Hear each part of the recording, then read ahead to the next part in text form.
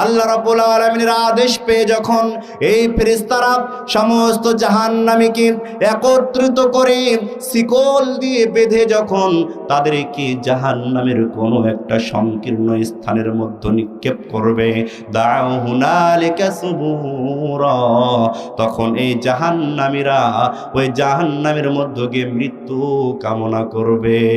আযাব সহ্য করতে করতে ক্লান্ত শ্রান্ত হয়ে যাবে, সহ্য করতে পারবে না, আল্লাহকে ডেকে ডেকে বলবে, দাউ হুনালিকা সুবুরা, ও দয়ার আল্লাহ, তোমার কাছে আমাদের আরজি, তুমি আমাদেরকে মৃত্যু দাও।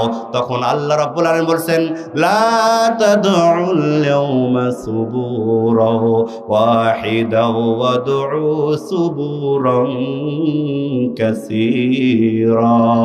আল্লাহ রাব্বুল আলামিন এই সমস্ত গাদ্দারদেরকে ডেকে ডেকে বলবে, ওহে অপরাধীর দল, তোমরা আজকে এক মৃত্যু কেন, বরং হাজার মৃত্যুকে তোমরা ডাকো। হাজার মৃত্যুকে যদি তোমরা ডাকো, মৃত্যু তোমাদেরকে আর ধরা দেবে না।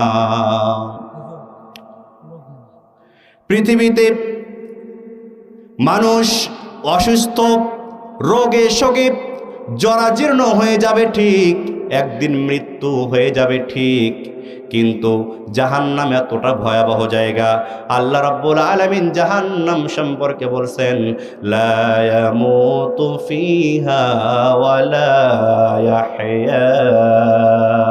জাহান্নাম এমন একটা জায়গা যেখানে মানুষ বাঁচবেও না, মরবেও না।